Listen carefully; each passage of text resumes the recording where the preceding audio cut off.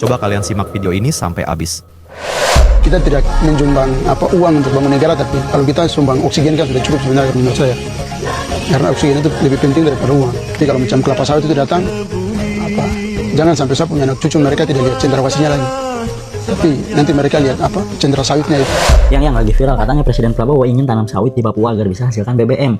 Yuk kita hitung dampaknya itu apa ya. Nah di sini hutan Papua itu masih banyak ya, masih salah satu hutan terbanyak di dunia, yaitu sekitar 35 juta hektar. Nah di sini pentingnya hutan itu dia bisa menyimpan sekitar 851 ton karbon tiap hektarnya. Artinya CO2 yang bisa disimpan oleh hutan ini sekitar 3.100 tiap hektarnya ton CO2. Nah kenapa nggak sawit aja, kan sama-sama menyerap CO2. Nah bedanya adalah di stok karbonnya.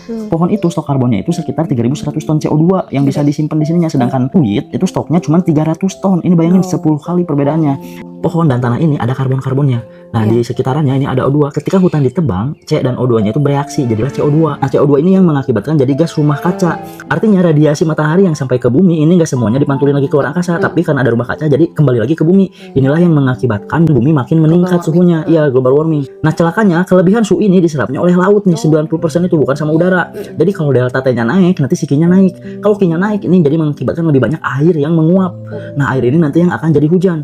Makanya kemarin hujan-hujan itu sangat ekstrim. Harusnya hujan yang untuk 1 bulan ini kemarin hanya dalam beberapa hari aja. Bahkan di Aceh yang harusnya 2 bulan itu hanya dalam 1 hari. Nah kalau kita tarik kesimpulannya, pengalihan hutan ini mengakibatkan CO2 naik. CO2 naik mengakibatkan efek rumah kaca. Efek rumah kaca mengakibatkan suhu laut naik. Suhu laut naik mengakibatkan uap air makin banyak. Nah uap air yang makin banyak ini mengakibatkan hujan yang harusnya 1 bulan hanya dalam beberapa hari. Celakanya hutannya itu udah nggak ada. Artinya nggak ada yang menyerap air yang sebanyak ini. Makanya itu banjir sering di mana-mana. Bahkan PBB sendiri sudah menghilangkan kata-kata natural disaster atau bencana alam, karena akar masalahnya itu semua terjadi karena ulah tangan manusia. Video sebelumnya aku juga sudah ngitung sebenarnya kebutuhan sawit kita tuh cuma segini, 22,23 juta ton, dan ini tuh sudah bisa diwakili oleh 7 juta hektar. Sedangkan pohon sawit kita sekarang ada 16 juta hektar. Ini ada kelebihan. Jadi kalau kata Pak Prabowo tadi ingin menambah BBM, sebenarnya iya ini aja yang ini tinggal dipakai gitu ya.